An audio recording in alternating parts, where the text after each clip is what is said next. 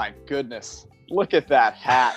Yeah, Wow. baby. Yeah, baby. It is officially post-draft syndrome now.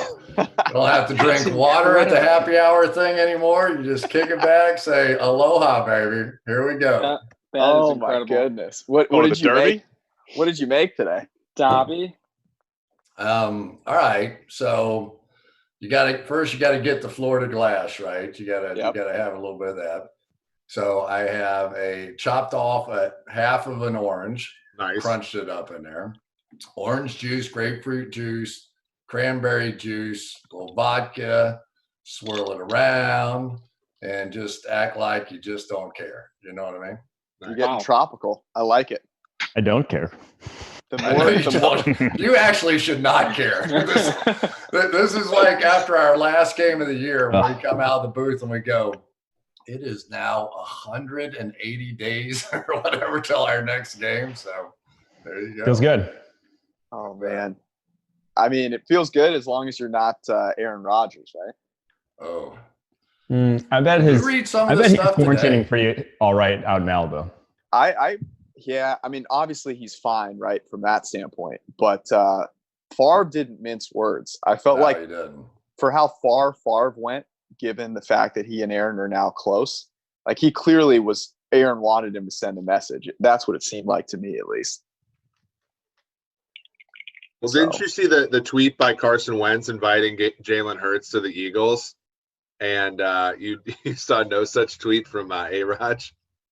Well, right, but I mean, Slightly Rodgers different, though. Yeah, Rodgers doesn't tweet out a whole ton, right? He's Sure. I'll call you in private thing. I mean, it's Well, just he he's just not became even a that with dad. his family, though. it's It's just like an a I'll awkward. never call you kind of guy with his kin. Jordan Love is from California, actually. Like he grew up in Bakersfield, California. So, like, you know, he and Rodgers should have that bond. But Bakersfield is barely California. I'll say that. this is very true. But where's Rodgers is from? Is it Chino. Fresno? Yeah. I'm not sure. Go Grizzlies. It's from Chino. So, I mean, if Bakersfield is barely California, then Chino is Right, barely no, California. Chino. Oh, there's not. Very true. There's not. But it's interesting. I mean, they can't trade him this year, right? So, like, they would have to sort of wait until next year to make the move because of the dead money. So he's there. I mean, they're not doing anything. And what are they going to do with him? I was gonna say the plan is sort of the same track as last time, where it's like whenever Rodgers is done or whatever we feel like Rodgers is done, to flip him but not start him right away, sort of thing. Which I don't think anyone wanted to start Love right away, which is why he fell to there. But what's Situation for Love to sit. A really good situation, yeah. But what do the Is it, I though? want to know what the Packers look like. Because How is it not? What's the unless downside? the downside is having to run like an inefficient offense, like running. I mean, we saw it in Atlanta, right? Like running Kyle Shanahan's offense with somebody who may or may not be capable of actually, like Steve Sarkisian said, hey, we're going to do everything that Kyle Shanahan did, and there was always something missing, right? Like LaFleur could very well say, hey, we're going to model ourselves after the 49ers, but he just doesn't have it, right?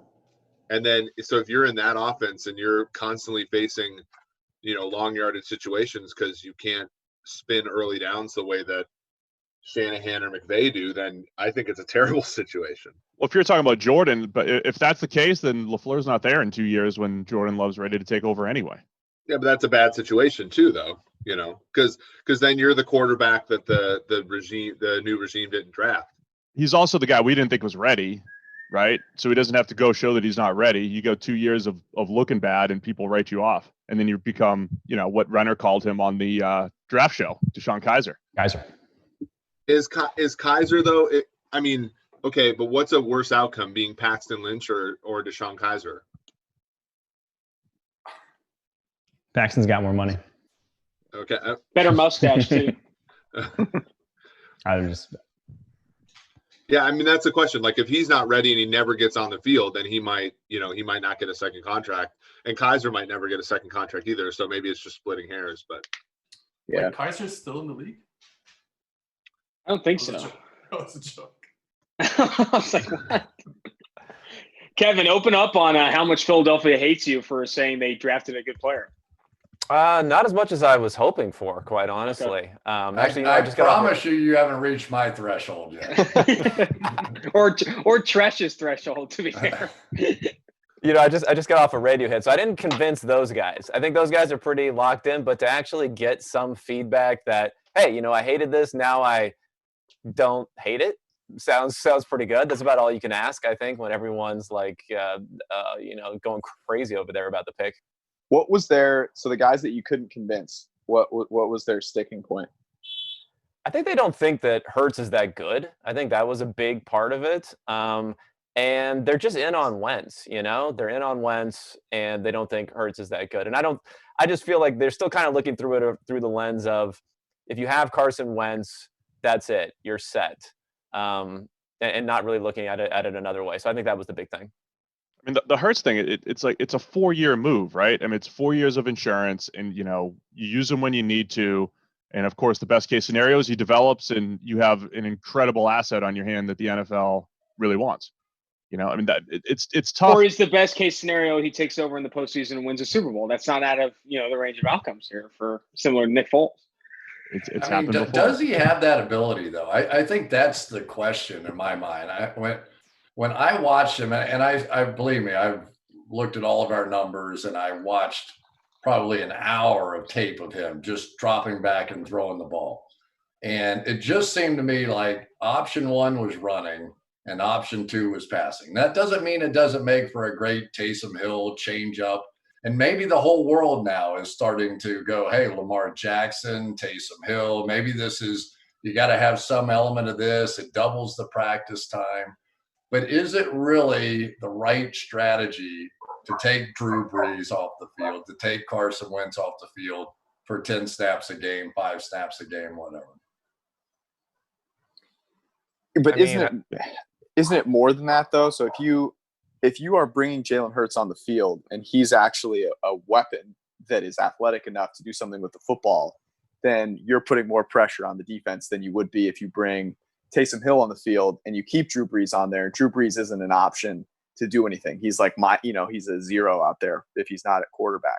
So I think there's more ways that they can get creative, but I really think of it more from you are developing a valuable asset, and whether he's a valuable asset that ends up staying on your team or that you end up, collecting on later on, that is worth doing. And it can help you along the way. He can say he plays 2-3 games and he plays well enough to give you a chance to win. That helps Carson Wentz too. Carson Wentz doesn't have to come back from injury a little early. He doesn't have to come back and be Herculean. I really think it helps Wentz a lot. Well, there's also the non-zero chance that like this season in particular that some players might get sick and miss games, at a higher rate than we're used to, and just simply having a more robust backup policy is probably very sharp on the Eagles' part, even in just year 1. Bruce is here. What's up, guys? Cris, I love the hat. Hurts is your guy, Bruce. Let's hear it. Hurts is Bruce, the steal of the draft per Bruce, right? We broke him down, Bruce. You were. I like Hurts. Look, I like Hurts because I'm more of a guy probably that leans on a guy's mentality and what he brings to the locker room and kind of the leader standpoint. I just, was thinking about him, and I'm like, think about getting benched during the national championship game. He was a good teammate, good sport about it. Kept playing, then transferred. So he excelled in 2 top programs. And I just think when you have a guy like that, they just find ways to be successful and win. And I just look at him like, look, I know he's not an anticipatory type thrower, but from the film I watched on him, I just kept liking him because, he's athletic. He can move. He can throw on the run. I think now you add the run game where it's some, quarterback type runs that you could design that brings more to the offense that I just really like about him. And so I kept going back to that. And then what got me too is like during the season, I said he was the LeBron James of like college football because he just kind of like finds ways to win. And then, but it was after the season when I saw him at the Senior Bowl when I was grading Senior Bowl QBs, and I saw him get better and improve every day, like his feet, his timing and rhythm. And that's when it kind of hit me, like his mentality is different than other guys. Like when he sets his mind to do something, I feel like he can do it. And then at the combine, watching his feet, his rhythm, the timing, his arm strength, he has enough of it. And then watching the pro day that they taped, I was just like, this dude can operate an NFL system. And then I went back to liking his mentality and what he brings. So I like that pick for the Eagles. You know, people want to just say, you know, of course it's not people want to say, are they picking him to take over for Wentz? No, that's not the case. I mean, George, you and I had a great discussion on it. It's like what he brings to that team. And now if Wentz misses a few games, they legit can compete still. And I feel like if you're a defensive coordinator, you know, you're going to have a harder time preparing against him, wondering how you're going to play and how many guys line up in the box. And now it makes the throws downfield a little cleaner and easier. Can he play running back? In other words, is he legitimate enough? He's a power lifter, right? He was a power lifter in high school. He's a big, strong guy. Could we finally be seeing the first offense with two quarterbacks? And then you think about it. If you're running enough sweeps or outside zones or draw, whatever, and all of a sudden that guy is taking 7 steps on an outside run, and then he backs up 2 or 3, and now he's just a drop back quarterback. Could this be the first time we actually see 2 quarterbacks on the field at the same time with a legitimate offense? How fun would that be? I mean, that would be awesome. Yeah, no, I think there's endless possibilities. I mean, I don't think he's a Taysom Hill. I mean, I think he brings more to the game throwing wise than Taysom Hill, but I don't think he's as maybe powerful as him. But I do think he could bring a lot to the offense so he can run those plays. There's a few clips I had the other day that it showed him faking the power play, and he actually tucked the ball away, took a few steps, backpedaled, and then hit the pass. So it just kind of shows that, you know, the different levels of his game, but just what he can bring, so many different facets of an offense. I also think he just, you know, you were talking about him getting better from day 1 to day 3 at the Senior Bowl. He got legitimately better from his first snap as a freshman in Alabama to what we saw last year at Oklahoma. Like he was pretty bad as a passer the first year. And he was a young kid, obviously, but then for him to be able to at least hit open receivers accurately, I mean, there was such a big difference. And he played in, I mean, we're talking about 3-4 different systems, you know, Loxley and Sarkisian and then Lincoln Riley. Like, so he's worldly in a sense now. Right. And I think one of the big differences between him and Taysom as a passer is Taysom right now, he's got a fastball, and that's all he has. And at least Jalen has shown that he can throw a touch, he can throw around defenders, he can throw over top of defenders, that type of thing. So I like him. I don't know if he's like a 2nd round pick type of player, but I really like him. Well, that offense in Oklahoma was the most efficient offense in college football, even if you look at LSU during the regular season. And, you know, they had a lot of, obviously CeeDee Lamb is a talent and they had some good running backs, but it wasn't like he had 4 NFL wide receivers on his team, the whole season. In fact, Lamb was hurt for part of the second half of the year, and they still put up pretty good numbers. So he, you know, unlike a lot of quarterbacks, you know, Love, for example, Herbert, like the offense he moved the offense pretty well, you know, basically wherever he's been. Well, it's all about the offense's dedication to taking what he does well and utilizing it, right? So if he has to go in and drop back and play the same type of offense that, you know, Carson Wentz is, he won't be as successful. But the Eagles showed, right, when Foles came in, they changed that offense for that Super Bowl run to fit what Foles did. If Hurts comes in and they change that offense to leverage his running ability and create open throws that way, you're telling me a team doesn't see that and go, at least 2nd round pick, you know, as a trade offer if they need a quarterback, you know, in the next couple of years. Did the Eagles play Baltimore last year? You just wonder, was there something in their offseason film study that they sat there and they went, you know, Lamar Jackson's a pretty good thrower, but he's not a great thrower and he's the MVP. If I have a guy who's a little bit better thrower than he is, maybe not quite the runner, but somewhere close. Is that formula now something that creates such open throws that you can get by with the lesser thrower of the football? Well, and I think, too, think about who Doug Peterson interviewed this offseason. He interviewed James Urban, the quarterback coach from the Ravens. So there was initially some interest of like, man, what are you guys doing over there? I'm interested in that. And so, like, I just feel like looking at that and now looking like, Cris, that's a great point of where they went in the draft.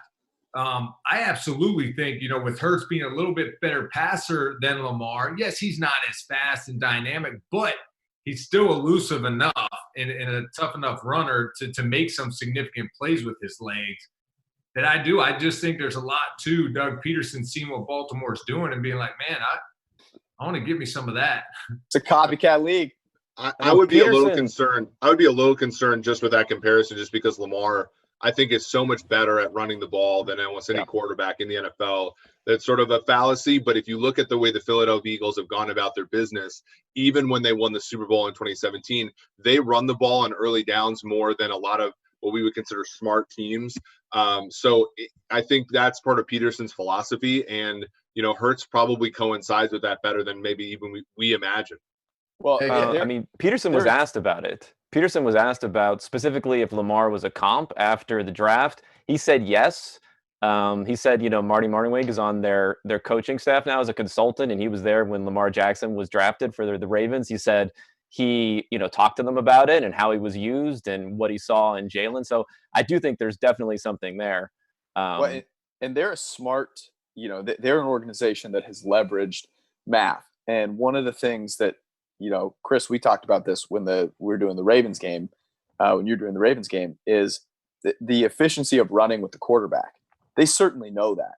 And putting 2 and 2 together and saying, hey, we want to run, but we want to run efficiently. And they run a ton on 3rd and 4th and short. You're telling me that doesn't intrigue them to have a quarterback who's efficient running the football? It has to. Maybe it's just a 3rd down and red zone thing. You know, I mean, they certainly drafted him in the 2nd round to be a part of the offense this year, right? I mean, I don't think you don't draft somebody in the 2nd round. Well, I take that. Green Bay drafted somebody in the 1st round who may not be a part of the offense. But I think he will have a role in this offense. But we didn't hit on the big question so far. If you guys had your choice, would you be at Cliff Kingsbury's house or Jerry Jones's yacht? I just want it's a tough one. A single guys maybe with Kingsbury. Jerry Jones not a tough one. It's Jerry Jones. It's definitely Jerry Jones's yacht. The draft went well no matter where they were. For both of them. It did. It did. That's right. And I think they had a really big factor. I mean, you know, it's kind of like dress good, play good. I mean, if you're in the right spot, man, the yacht kind of played a part in that. Copycat league, draft from a yacht. You'll get all the best players. Did I tell you my yacht story, Jerry Jones yacht story? Nope. So we're at the Super Bowl. we're at the Super Bowl. And so he invited a bunch of people from the networks over. And so, but everything went late. I can't remember what the event was we had to go to, but I was with all the NBC. Oh, the owners thing the night before on Saturday night. So Jerry had invited all these network types over. And so we're like, yeah, okay. So, but none of us got out of there until like 12:30 at night. Right. And so everybody in the car wants to not go and go home because they're tired and the Super Bowl the next day and the whole thing. My wife, Holly, was getting ready to jump over the front seat and take the steering wheel herself and drive us to the yacht. She browbeat everybody to where we finally decide we're going to go. We walk on this yacht. I'm telling you, it is off the charts. That where he was is just like one little section of the whole thing. So everybody's there. ESPN guys, Romo's there. I mean, everybody's there. It was hilarious to watch this thing. So as everybody's getting there, though, it starts to rain. And pretty soon you don't think you're on Jerry's yacht. You think you're on the Ark because it is raining so hard you can't even believe it. So an hour and a half into this thing, it's 2:00 in the morning. Everybody's shot. And finally, it's like, you got to go. I mean, you got to go. So we go outside, and they made everybody check in their shoes and a shoe check thing, right? Because they don't want you to get out and get out the new yacht all dirty. So we get out, everybody gets their shoes, and you have no choice. You have to now carry your shoes and run down this dock that has to be 150 yards long to get to where the cars are. Well, now they had just let out a concert on the other side because there was a tornado warning. So they threw like 5,000 people out of this little shed of a thing right next to where the yacht was. So now there's 5,000 people looking for an Uber outside. They literally threw them all outside. Everybody's drenched. Everybody's trying to find an Uber. We do have a car, but he can't get through that mess to get to us. Finally, he makes it through. We run down there. I get to the end of this boat dock. And by now, garbage has filled up in a 4-foot puddle that is at the bottom of this boat dock. And so in order for us to get to the car, you got to roll up your pants and wade through 4 feet of garbage floating on this thing to get to the car, to get in, to get behind the Uber lines in the concert that let out, to try and make your way out of this mess. So Jerry Jones's yacht was one of the all-time highlights for all of us that got a chance to go. The exit from Jerry Jones's yacht was not one of the all-time highlights. Oh man, That's great. I'm pretty sure Eric and I got caught in that same storm. that was ridiculous. It was raining monsoon. sideways. I thought it was the rapture, frankly. You guys were coming from a similar party as well? Yeah, another yacht. I can't reveal. Different owner of an NFL team. Yeah, Bruce. I can't say whose it was, but man, Kingsbury's pad though I think deserves some credit. Yeah, like it's not the yacht, I'll give it that certainly, but I bet if you went to Kingsbury's for a weekend, you'd have a pretty fun time. Okay. Probably no monsoons in Arizona. Looks comfy. Better than Belichick in his kitchen. I think it'd be a little more comfortable with Kingsbury than Jerry Jones. I don't know. No, I don't know. But with don't Jerry Jones, you're kind of walking on eggshells. I feel like No, Kingsbury's probably a little more Jerry, laid back. No. Everybody's family with Jerry, I feel like. Hey, Jerry's a dude now. Jerry could walk into PFF and it would be the greatest day of all your guys' life. He's just. I don't doubt that. Get him in there. I do not doubt that. He is, and when he's hosting a party, it's a party. Now there's always a little business going on at the party, always. And I won't even tell you this because I don't want to tell you, but I'll just say he closed a very big deal with a sponsor that night that paid a whole bunch of bills and maybe for that yacht. That is Better question: Jerry Jones's yacht or Dave Gettleman's binder? I feel like that's bigger advantage is still yet to be determined. I don't know because the Giants rocked the draft too. Well, he had the PFF draft guy in the binder. That's right. That's right. All right. Give me everybody's favorite draft. Who came out of this one? Who is now the team that wasn't a team or that reinforced that they are the team? Who's the one team that now is in the Super Bowl hunt that maybe was unexpected before the draft? Arizona Cardinals. Yeah, I think so. I think they got a chance. I mean, maybe not Super Bowl hunt, but you kind of got to factor in the DeAndre Hopkins. That was their second-round pick. So turning your first 3 picks into Isaiah Simmons, DeAndre Hopkins, and Josh Jones was more talent than anyone else added. Not even close. And offloading that David Johnson contract. Yeah. I mean, it's another big part of that too. I'd say Dallas Cowboys. I think they were obviously contenders this past year, but I think they really did a good job of putting themselves back in that conversation. Trayvon Diggs, where they got him, obviously CeeDee Lamb, Neville Gallimore, hitting your first 3 picks out of the park like they did off the yacht, I think was a huge win for them. And I think they're in a division that they can win pretty handily. What about the Denver Broncos, who I think when you look at an AFC that is top heavy with Baltimore and Kansas City, but doesn't have a lot of good teams, they might be in contention, I think, at least for a wild card. I'm still not sipping the Drew Lock Kool-Aid though. Well, worst case scenario, they find out that Drew Lock stinks, and then they're in the sweepstakes for one of the quarterbacks next year. I think it's a perfect draft for them, given their circumstances. But you look at them. Are they now? So they've been having Kansas City whip them and win Super Bowls, right, for a little bit of time.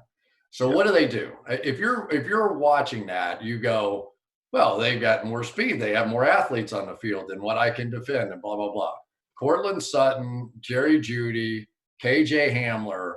Now, Kansas City has great athletes on the field.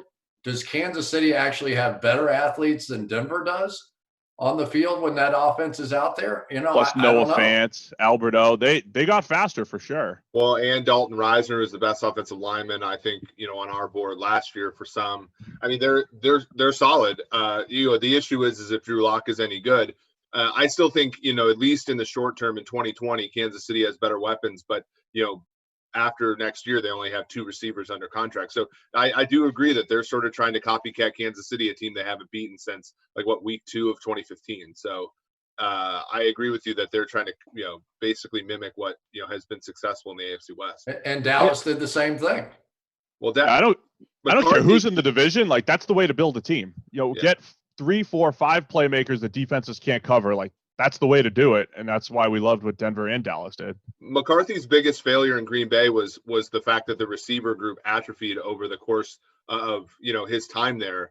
From a point where Devontae Adams was their 3rd receiver for a while, Cobb, they had an embarrassment of riches all the way down to nothing by the time he finished. I don't think he wants to repeat that in Dallas. I also think the Buccaneers made some power plays. Obviously, adding Tom Brady, Rob Gronkowski before the draft, but getting Tristan Wirfs and Antoine Winfield Jr. with their first 2 picks, guys that will be starters and can contribute in 2020, in addition to having Chris Godwin, Mike Evans, and obviously Tom Brady. I think this is a team that, Tom Brady automatically makes you a Super Bowl contender, but to really solidify that tackle piece with Wirfs, I think was a huge win for this team. I didn't mind what about the Browns? I mean, think of what we were talking about the Browns last year, and now look at their roster versus a year ago. They got the tackles handled. They got a new head coach who did a great job getting everything he could out of Kirk Cousins. I mean, I feel like we're just discounting them based upon having a disappointing year in a tough division. But, we're talking about I'm Super scared Bowl to a year love ago. again. I'm scared to fall in love again. And they're the Cleveland Browns. Dude, eventually it has to hit. At a long enough timeline, the Browns have to eventually hit. Hits last offseason, hyping up the Browns as Super Bowl contenders, hit me hard this time. I had this take the other day that if you is the AFC North one of the best divisions in football now? Because I think the Bengals will be good. Obviously, Steelers, Big Ben, and then the Ravens. That's the only issue with Cleveland is their division looks extremely hard. Yeah, automatically you go from Duck Hodges to Big Ben, and you go from Andy Dalton / Ryan Finley to whatever Joe Burrow brings. I mean, okay, Big Ben could be cooked. We don't know. He could be cooked. The beard Lamar Jackson probably is going to regress. Is going to regress some, right? Well, and the Steelers defense, a rookie. Steelers defense will regress probably. Yeah, but it's still a tough division, though. Yeah, no, it's always been is. tough. It's always been gritty. I didn't mind. Got to run the ball. I was going to say, I love what the Broncos did. I mean, I couldn't believe CeeDee Lamb fell to the Cowboys. That was amazing. I was happy the Dolphins actually made the right move and didn't pass up Tua. I think that was worth the risk. And I think they've had a pretty good offseason and draft. The Vikings, I love the pick with Justin Jefferson. I think that's going to be something that Kirk Cousins leans on and can make a real big impact right away. And you talk about the division. I mean, I have a question. Do you think the Steelers, with Ben's kind of injury coming back, do you draft a quarterback, or are you in that second round? What do you think about Chase Claypool in that position? Yeah, I mean, Big Ben doesn't want them to draft one. He got so mad when Mason Rudolph got drafted. I mean, look, I think they were hamstrung a little bit by only having 6 picks in the entire draft. They have a first-round pick, so that makes it tough. Well, their first rounders all pro Minka Fitzpatrick, so they're all ecstatic. I thought they did okay for what they had. I think Chase Poole can mix with those other 3 receivers and bring a different skill set. But it was just, an okay draft for the Steelers, and it's really going to depend on how good Big Ben is. But of course, they have to be forward-looking as far as who the next guy is. And then I feel like they kind of reach with that. Alex Highsmith, right? I mean, do you think? That guy's a lunch pail type, blue collar. Yeah, I mean, walk on mentality. Get out of here, Austin. Stop it. That's your lunch pail. You just described Bruce a perfect Steeler. It sounds like Bruce. Exactly. It's Bruce. This is the pick you should like. Mike and I had this talk about as long this as on the lunch podcast pail brings today. Chipotle. absolutely. But everyone loves the Cowboys draft. Like they got CeeDee Lamb and Trayvon Diggs with their first 2 picks. Like would the Falcons have they picked ahead of the Cowboys both times? Would the Falcons have rather had CeeDee Lamb at 16 and then Trayvon Diggs on the back end instead of Marlon Davidson? Like I'm not convinced that's a better draft. I mean, a worse draft than where they went because I think they forced need more than the Cowboys did. The Cowboys could have gone chase on a bigger positional need than CeeDee Lamb, but they obviously go with best player available. I think the Falcons would have would have been smarter to go the Cowboys route and maybe address cornerback in the second round, grabbing Diggs round 2. I brought this up to Eric on was it Monday? I was like, I love what the Falcons did in a vacuum. I love that they addressed coverage. They've been so bad at coverage. But you still don't pass up CeeDee Lamb. Like, I know that you have Julio Jones. I know that you've invested in receiver previously. I get that. But CeeDee Lamb was by far the most valuable asset on the board. You either trade down or you take CeeDee Lamb. I'm with you. And I struggled to call it a mistake because you like the fact that they finally invested in coverage. But I do think they should have gone Lamb. I mean, I said on the broadcast, like as soon as they picked, like the Cowboys picked like soon after, I'm pretty sure Jerry Jones sprinted that pick in from the yacht. But like I was saying, like, would they have been smart? Would it have not been smarter to go after CeeDee Lamb? I feel like teams can lock into addressing need with, with their first round picks. And like, that's a situation where like the Cowboys could have easily done that. Like I would have not have been surprised if the Cowboys said, no, I know CeeDee Lamb's awesome, but we need edge help. I need Chase on, because you heard all those rumors about the Cowboys falling in love with Chase on. They obviously liked CJ Henderson and Terrell, those guys not there. Like I would not have been surprised if the Cowboys went that route, but I think they're way better off now going the route that they did, knowing that they have CeeDee Lamb there now in those 3 wide receiver I tell sets. you what, it's a good thing you didn't have to sprint in that pick that night I was on that yacht. Sprint off the yacht. This is a team sprint building through the garbage. This is a team building strategy that we have talked about, though, right? So teams seem to have very small draft boards. They hone in on players that they really like, and they almost convince themselves that, like, if that player is within earshot, like I got to go up and get that guy in some circumstances. So I wouldn't be surprised if the Falcons said, okay, we got to find the corner that best fits us, and it's AJ Terrell, and then there's no one else. And so they go, well, if we don't get this guy now, there's no one else we want. So we either get him now or we're forever holding our peace on the corner position. And to me, that's where you have to have a broader reach. You have to expand so that you can say, if things fall to me, I can take advantage of them. Because teams did not take advantage of those receivers falling to them as best they should. And then kudos to Jerry Jones, who was able to – I think, honestly, Jerry was just like, this is too sexy of a pick for me to pass up. Like, I can't. He was already thinking a jersey number. He's like, dude, what's he going to wear? Oklahoma. Where are we heading? Didn't he try to give him Michael Irvin's in the number? cocktail dress. He was like, I'm all in on this. But it's interesting. I would not be, the corners in this draft were so polarizing. Like, Fulton obviously falling, way back. We had him at 12. Henderson was obviously high up there. But I think teams were really high on AJ, and certainly the Falcons were one of them. We heard the Falcons wanted to trade up. The Falcons were supposedly trying to trade up all draft. Speaking of trade up, can we talk about Jason Light having the most stressful draft of all time, trying to trade up? If you read that Peter King piece about him trying to trade up, like starting with like pick 6, trying to trade up to make sure he landed one of the offensive tackles from pick 6 all the way to 13, calling people incessantly. He's very fortunate that like the Cardinals didn't pick up, like because if he was going to trade a future first round pick, if Steve Keim, his best friend, supposedly picked up the phone, and he did it, and still was able to land Tristan Wirfs. Like there is so much benefit, and I think you saw that with the Denver Broncos landing Jerry Jeudy, the Cowboys landing CeeDee Lamb, Ravens getting Patrick Queen, and holding your water. It's okay if our guy doesn't fall to us because we can still get a very good player, and then benefiting from best player available when those players do fall. Do not That's what trade happens. up for non-quarterbacks. But even like, and also don't just fill out your depth chart. I know the Bucs feel like they're in a unique situation with 50-year-old Tom Brady and all that stuff, but you still can't just be like, oh, we need a right tackle so bad we're gonna give up every. I mean, it's eliteness over completeness. It's just not drafting for need, and he is lucky. I mean, there's so much luck in this whole thing. Remember the Cowboys a couple years ago had Paxton Lynch as their number one quarterback, and they couldn't trade up to get him. Denver did instead, and they stumbled into Dak Prescott in the fourth. So there is a whole lot of luck to this entire thing. I mean, the Saints traded like 4 picks for Adam Troutman, like to go up like 25 spots, and like it's like they are like locked. Like talk about they like, traded back into the draft to take Stevens, the quarterback, who's like system guy firmly. Perfect like the for the 15th, system. The last pick in the 7th round is still like it's wild to me, like locking in on guys like that. I'm fascinated by what the Vikings did real quick this entire offseason. Is this your team, Steve? Is this the team that you think? Because I think they did something that's really difficult to do. Like in the NFL, we see it all the time where teams have to rebuild. They get rid of some stars, and maybe it takes some time to get back there. But it's kind of an inevitable thing in the NFL. And the Vikings have been pushing the limits the last couple of years. They've been pushing the salary cap. They've had limited depth. They trade Stephon Diggs. They have a lot of turnover, but then they had 15 draft picks.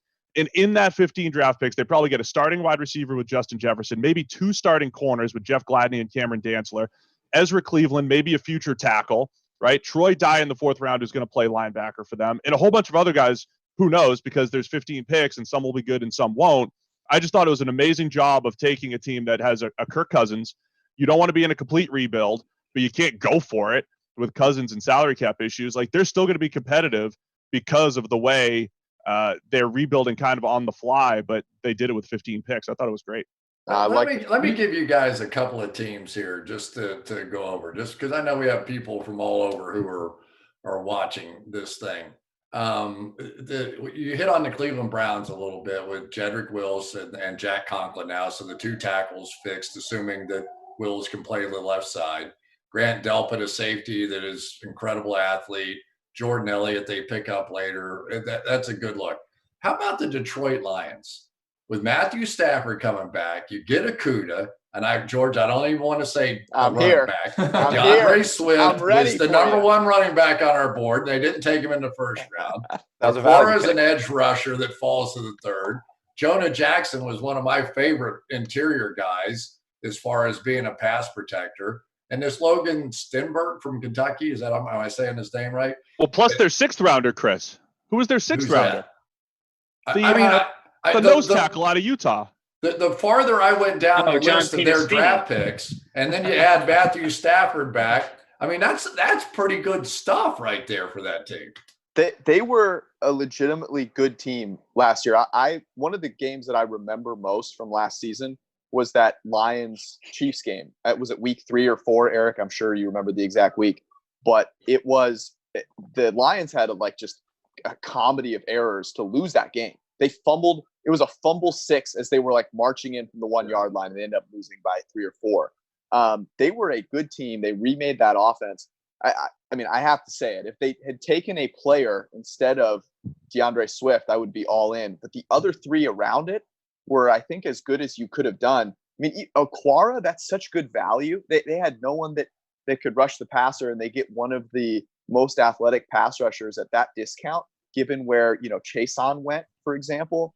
And with the Packers, I mean, they didn't improve their team. So I think the Lions are in a good spot. And Minnesota had a great draft, but it's difficult to envision them improving given probably a lower amount of preparation time going into the year. Whereas Detroit has, I think, a little bit less. There are fewer pieces that have to, rise for them. I mean, they were a team like you said, took Kansas City wire to wire, took Green Bay wire to wire. I mean, there were a couple last-second losses from being in first place in the NFC North. Then Stafford gets hurt and they lose out, and now they got the 3rd pick, right? I still think they should have called Miami's bluff and taken Tua, but their draft. No, for sure. I mean, but that's those people. I mean, their risk structures are different than ours because they're coaching and GMing for their jobs at this point. So there's almost no benefit for them to do that at that point. But yeah, I mean, it would have been nice. It would have been fun to see them do that and prepare for the future at QB. But how about how boring Dave Gettleman was? I mean, he took 2 tremendous players, right, top of our list, right? Andrew Thomas and Xavier McKinney, as far as just standing pat in there and boom, boom, just nailing it, at least as far as our research went. Darnay that Holmes was too in the 4th, which good. was good. I mean, he had a really good draft. I thought the Giants drafted really well. Matt Parrott. Though Mike said this, but subbing out Ben Barch for Matt Parrott, I think would have been good because I mean, Matt Parrott probably not going to be able to kick inside as early as Ben Barch could playing guard. Ooh, I like Yeah, the long-term cool thing planning about- of tackle. The cool thing about the Giants is much like Denver, they're going to find out if Daniel Jones is any good relatively quickly, which is a good part of team building. Are they though? That receiving core is that's- still. But That's where I Darius Slayton had a pretty good rookie year, right? I wish they would have taken a receiver too. Don't get me wrong, but Slayton, Tate, Ingram, and Shepard are not terrible. Plus, I think obviously, you have the generational in the backfield. I mean, there's a lot there. Jones is volatile enough to keep you around, I think, an extra year or two. He's got enough foals in him where, you know, he has those 4 and 5 touchdown games. He's aggressive. He's fearless under pressure, and the fearlessness under pressure goes good or bad sometimes, right? So there's enough, wow, look at that play you just made while taking a hit. You know, that's why Foles went on that Super Bowl run, right? So I think Jones, I think you'll know more about Drew Lock before you know about Daniel Jones. Well, the thing that's tough I agree. for Daniel Jones this year, you figure Jason Garrett takes over as offensive coordinator. He's kind of like a numbers type system. So the terminology and the system's going to change unless he really gears it towards Daniel Jones, Saquon Barkley, and not change a lot of language. But it's difficult. My rookie year, I played for John Gruden in the West Coast type system, which is kind of like a Pat Shurmur type offense. And then, when they what do those released me plays on- sound like, Bruce? What do those plays sound like? The John Gruden one? Yeah, well, like just off the top of your head, do you have a favorite one? Bruce, Yeah, what's your favorite John Gruden story? Let's do Yes. some Gruden here. We have to get this on here. I like this. Just regale us. I will say the Russell stories are better, but start with Gruden, please. Marcus Russell, yeah. Well, the play that used to keep me up at night during training camp as a rookie was Indy right 10, X short, fake 96 power king, naked left X slide. Gruden would freak you out so much that I didn't want to get in the huddle and, mumble over my words with Mike Allstott in the huddle, Joey Galloway, Anthony Beck, veterans that would call you out, give you some shit if you messed up the play. But a funny story from just that, maybe not John Gruden, but Mike Allstott, is we're doing short yardage and goal line during training camp. And we call 2 plays in the huddle, right? We're in a big package. So we got 3 tight ends to the right, Mike Allstott and Cadillac Williams behind me, and we have Joey Galloway split out the single receiver. And the play calls green right west, 93 weak, can it with 96 power king. So we call run to the left, or I can it. I go can. It changes to a 96 power king to the right. Well, I called the play 92 weak, can it with 96 power king. So I called 2 running plays to the right. So we break the huddle. We're coming to the line of scrimmage.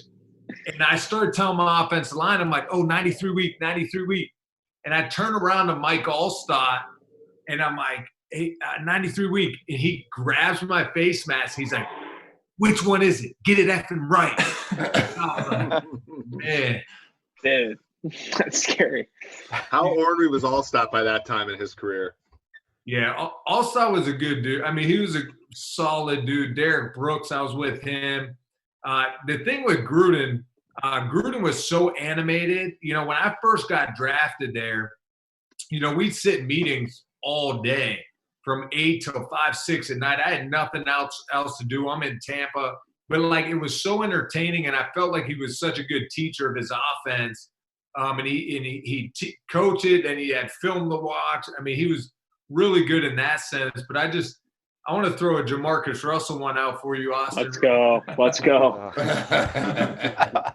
So, Tuesdays are our days off, but not for the quarterback. You'd always go in, watch film, get a workout in, prepare. This is great.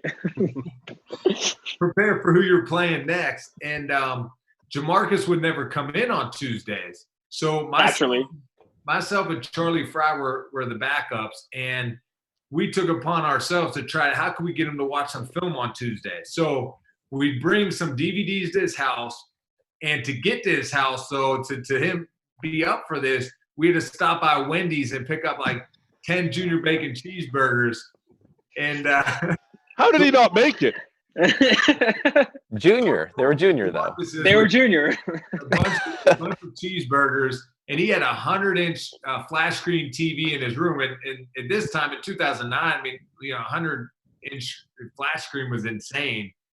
In the bedroom, we're all like kind of sitting there. We got to film on it. Oh man, That's great. So I don't understand the math though, George. Maybe you can help me. If you were going to get 10 junior bacon cheeseburgers, wouldn't you just get 7 bacon cheeseburgers? I'm confused on the math here. No, it's a success rate versus efficiency. There's something beautiful to eating that perfect number of cheeseburgers. Right. Jamarcus Russell into numerology. I Is it also like think here's a take here is about cheeseburgers.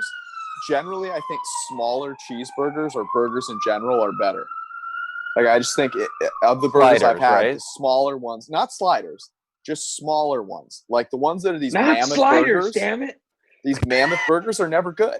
No, It's so hard to cook the meat well. You never find buns that fit that size of burger. True. I like that take. Thank you. Not bad. I just found the best burger in DC, by the way, and it's been a procession of burgers to the apartment since then. Nice. A cool John Gruden story was we went to the Kenny Chesney concert after my rookie year. With John Gruden? I didn't go with him, but he was. We were there, but he got us like backstage. It was me and my cousin, I think, and Gruden's a huge Chesney fan, and Chesney looks cut up on stage, but the dude's like he's small, like he's probably he's like $160 or so. Like, so we go to this concert afterwards. We get backstage and we go on Kenny Chesney's tour bus, and it's just John Gruden and his assistant Paul Kelly, myself, and my cousin. And so Kenny Chesney's got this Tampa Bay helmet on that's just like wiggling around. It's so big on him. And he's holding a bottle of Crown, pretending like it's a football. And he's asking me, "Hey man, give me a play call." So I think I remember, I told him I said, pretend like you're audibling and just say, "Hey, black 200 jet smoke, black 200 jet smoke." So he did that in front of Gruden and everything. But it was pretty comical of the big helmet flopping around on Chesney's little body and him pretending like the Crown bottle was a football. Was Riley Cooper there by any chance or no? No. That's cold-blooded. That is cold-blooded for a Florida Gator right there. That's man. all right. Bruce, are these play calls going to stay with you for the rest of your life? Like this is like burned into your mind, black jet smoke. So are the double bacon cheeseburgers. They're also burned into his mind. Most of them, Seth, like I kind of mix and mingle the offenses I've been in, for what I like, but there's some key plays I remember that, are like a staple or, especially staple audibles. That's what Gruden always gave you, was like the flexibility versus certain coverages or blitzes to audible to certain things. So off the top of my head, I remember the audibles like it was yesterday that we had to get to versus will free safety blitz, Bruce, what's your you wanted to stay alive. You definitely gotta remember those. Bruce, what's your opinion of Derek Carr? Carr to me gives you enough, but then I also think, sometimes you'll see and it's like, man, take that shot downfield. Like, why'd you check it down so fast? Like, I understand, I appreciate him being smart with the football at times. And but I think he can be more aggressive downfield. And then the other side of it is we'll see just boneheaded throws, right? Like that one interception just sticks out in my mind. Steve, I think we watched it together. Against the Rams? Rams one? Yeah, the Rams. And I think that's what Carr is, where he gives you enough, but then I think Gruden's missing a guy that can take off and run for 10, 15 yards for a first down and be a threat to defense that way. So like Marcus Mariota? That's the signing, yeah. There you go. What do you think? Like, what do you know? Oakland's a good team to talk about here because they had a very interesting Vegas. draft. Sorry, LV. sorry, it'll always be Oakland. Yeah, they go Ruggs at 10. They go a corner that we couldn't really explain at 19, and so you get 2 first-round picks. You expect to improve quite a bit, right? They have Carr, they have Mariota. I don't know what to make of this team. Do they stick with Carr the whole year? Do they give Mariota a shot no matter what? They signed him to a pretty decent deal for a backup. You kind of got to know next year, right? Like you got to know, am I making a commitment or am I tearing this thing down? Well, and that's tough with playing for Gruden, right? Because every year he kind of, he's looking for those quarterbacks. At one point there were 6 quarterbacks on the roster in Tampa, myself, Jeff Garcia, Brian Greasy, Chris Sims, Luke McCown, and they drafted Josh Johnson. So he's always going to do that. And I think with Carr can't make it a mental game because then you'll see it early on this year. If Carr's kind of looking over his shoulder, he's not going to play very well. But I was kind of surprised the way they went in the draft, because I felt like, okay, Henry Ruggs, they're looking for speed, take the top off the defense. But you got a guy, CeeDee Lamb, that I thought for sure that would have been a Gruden guy. And I was surprised he passed him up, even more so than Jerry Jeudy. I thought CeeDee Lamb was his guy. And then even with the corner, I went back and watched him after. I mean, he's a good player, but he's not a first rounder. I mean, to me, he looked like a third-round type guy. And because he just, at Ohio State, he'd leave too much cushion on like simple type plays and coverages that you're like, why are you scared to get beat deep that bad? And you could tell because he has a slower 40 time. So, it was 2 of those picks that kind of had me a little disappointed that I felt like they were reaching. It just – because I want them to do well, man. I love my time with the Raiders. And, I really appreciate what I've learned from John Gruden in our relationship. But, man, so, some of those picks you kind of wonder about. But we'll see. We'll see if he could get some more out of Henry Ruggs. But you just wonder why he wasn't as productive in college, though, with that speed. So my question there is, what do they think of Ruggs? Like, when you take a guy that high in the draft, do you say you have to be my number 1 and we're going to feed you and you're going to be a 120 target guy, 130 targets? Because I don't know that that's Ruggs' game, right? We always talk about his speed. You want to instill fear in the defense to open it up for others too. I don't know that you necessarily want to feed him like a number 1. So I'm curious to see how they play that. I just want a guy you mentioned the checkdowns and all that stuff. Like he was doing that in games where they were getting blown out. And you'd get to the end of the game. He's doing that on 4th down. And on 4th down, he's throwing it away. I mean, they need a situation like what happened with Alex. He plays too much like Alex Smith. And Alex Smith was great at being Alex Smith, kind of because he had to. Derek Carr doesn't have to play like that. Like he could throw the ball down the field. Yeah. He needs Mariota coming in to push him and help him to just be more aggressive between that and between Ruggs. Like just take some chances, throw it down the field. That's the only chance the Raiders have. But Bruce, is that what John teaches? I mean, ball control has always felt like it was a good chunk of what he preached. Right. Well, he did, Chris. He'd always say, we will always celebrate a completion. So, yes. So even if you check the ball down, like you keep your 53 completions and runs. That's all you need. Well, he won a Super Bowl with elbow pad Brad Johnson, right? Like that. Like it was the epitome of that type of player, isn't it? Yeah, and that's what Gruden is. But it's also mixed, right? It's like he wants you to play that way, but then oh man, why didn't you take a shot at that downfield? And so you start overthinking things. That's what happened to me. Playing is you have so many options. True. That sometimes you overthink it instead of just reacting and playing. And sometimes that handcuffs the quarterback. I think, Steve, what you were saying with Henry Ruggs, I don't think they draft him being a guy they're going to target 100, 130 times a season and look for that, for that many catches. But I also think it's what they want on that offense. Like, look, we're missing this piece. This is what we need. And that's why I kind of like, I know how we feel PFF about running backs, but I also look at like how some of these GM coaches, owners are, and it comes down to poise, right? During the draft, like you said, George, being able to wait and let someone fall to you and not chase it. But with the running back pick, what the Chiefs did, Eric. Like, if you're an offense and you're like, okay, I know we're kind of like, we should pick this running back here, but this is really going to open our offense up even more because it's one more piece to the puzzle that we're missing. So if you're a team, do you really worry about that, or are you more concerned about the piece of the puzzle that fits to make you even more explosive?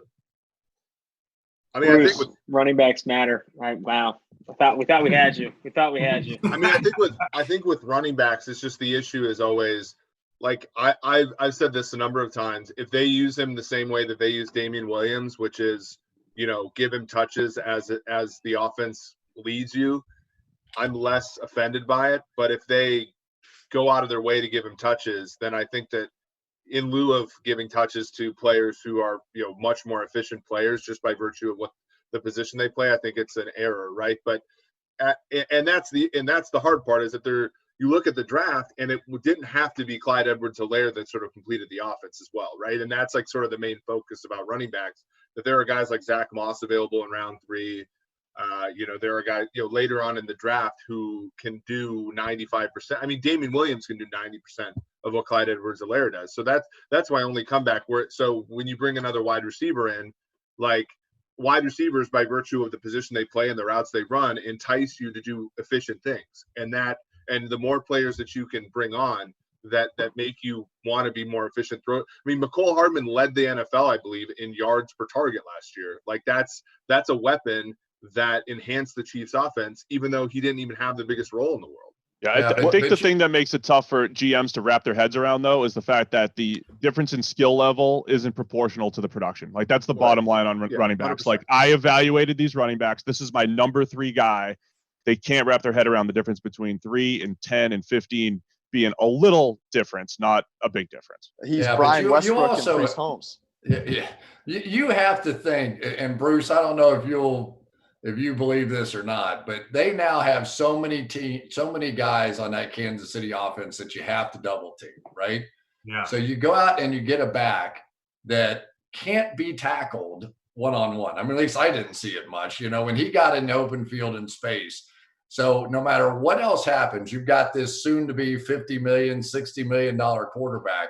You always want to give him somewhere to escape. You don't want him locking in on the big 2, the big 3, whatever. Yeah. And you're going to get this running back one-on-one all day. He will never be double teamed. He will never be Marshall Faulk. He will never be the focus of attention in that offense. And I just got to see somebody tackle him. That's to me is going to be the interesting challenge for teams playing. We'll track that just for you this year. I know. You and I are going to be going back and forth all year on 2 players. Derek Brown. Yeah. I mean, Kareem Hunt was a very good running back for them and was very difficult to tackle and was literally everything that we, you know, why we are valuable as, you know, data analysts, because he did everything in college that we know translates from college to pro. He broke tackles and he was a plus receiver. The issue is we could go over to, you know, where Bruce is and get him, right? Because he was from Toledo, right? In the 3rd round. And now, you know, why you guys got dog Toledo? But Clyde Edwards-Helaire, it's like, well, no, he's great. I mean, he's a great player. But you go to Clyde Edwards-Helaire, it's like, would we have noticed him so much if he had played only for the 2018 LSU Tigers? Or, you know, so that's my only issue is that I think there's a little bit. But isn't that the exact thing that he's going to go to with Kansas City? He's going to go to a team with all these receiving threats, just like LSU had, and he became that complementary piece that won a championship. But I think Laviska there would have been, you know, because I think Laviska in a creative role where you're playing him in the backfield and stuff could have done a lot of the things that Clyde Edwards-Helaire do, and he could do, and he can play outside receiver, he can play in the slot. Obviously, you have the injury if he could stay healthy. If he could stay healthy, I can get on board with that. But I'm saying he offers more skill set in terms of having a higher average depth of target and like running valuable routes. The thing that I'll say about it is, Cris, the first thing you mentioned was the receivers being good, requiring double teams.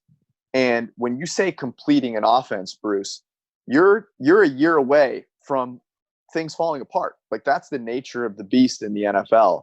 And the Chiefs are certainly there. Like, they do not have this group of receivers that you feel perfectly locked into long term. I just feel as though you're always reloading the most valuable area of your team, or it's declining.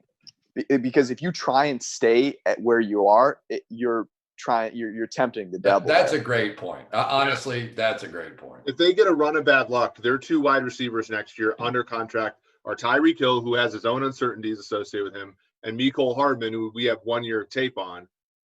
And my biggest fear as a Chiefs fan looking at this is to say they go, and Travis Kelce's a year older, they go into 2021 and say, let's remake this offense into more of a balanced attack, which I think will ultimately make them less efficient. I think currently the 2020 Chiefs offense is going to be awesome, and probably would have been awesome no matter who the back is. But I'm more looking to the future with that pick because, again, as George said, you just have to restock those positions because it's tenuous. We've never seen Mahomes is awesome. I think we all think Mahomes is awesome, but we've never seen him without Travis Kelce plus Tyreek Hill. System quarterback. I've always said a little bit of no Tyreek Hill, right? But we've never seen an extended period of time where he does have to be the guy and elevate everybody else. We have a little bit. He's awesome, but I still want to make life as easy as possible for him going forward. I was curious what you guys think about, sorry to go back to Cincinnati, but we talk about different types of receivers. What about them going to get T. Higgins in the second round? I think we all agreed that's a very good pick. But what does that mean for a guy like that we've kind of forgotten about in A.J. Green? Is T. Higgins an X receiver? Probably. Is A.J. Green an X receiver? Absolutely. So I wonder what, last year there was all the rumblings of him being traded at the deadline and stuff like that. So I wonder what the plan is in Cincinnati for a guy who probably still has a couple pretty good years in him in A.J. Green. Did they already draft his replacement? There's no way the Bengals move on from A.J. Green. I feel like every Cincinnati media person I talked to trying to push that was like, there's just not a chance. They just want him to retire a Bengal. I think it's more than just his skill set and how they view him as a player. It's definitely A.J. Green is a Cincinnati Bengal for life, and we're going to ride this out. They had an opportunity. He didn't play it down last year, and he didn't even see the injured reserve, and they had an opportunity to trade him before the deadline and never did so. They are 100% committed to A.J. Green regardless of his situation. I think they're going to keep him in Cincinnati forever. I honestly do. No, you're right, Austin. And look, I was with Andy Dalton his rookie year and A.J. Green. And the thing I look about this pick this year with T. Higgins and Joe Burrow is I kind of like it since he drafted a quarterback and a receiver in the same draft to grow together. Andy and A.J. had some good years together. And I think that's the view. When I was with A.J., I threw him his first touchdown pass, by the way, Seth. Wow. Wow. Just kind of had to throw it out there. I mean, there's a reason A.J. is doing what he does. It's because he caught Gradkowski's first, touchdown pass for him. But I think, A.J. Green played Z at that time. And so I think A.J. could play either side, of the ball or, of the offense. So I just think this is an added weapon that can help him. It brings a guy in with Joe Burrow, rookie class. You kind of can lean on a little bit and go through your ups and downs together. So that's kind of why I like that. Well, that offense, when they put A.J. Green in the slot and Tyler Boyd out wide, I mean, A.J. Green is the best slot receiver in the NFL. So, they've got to be able to get creative. That more weapons are better than less, right? Yeah, and I played that X position. So the great thing about that position is you're generally in a balanced defense. You're on the single coverage side. You're going to have opportunities one-on-one.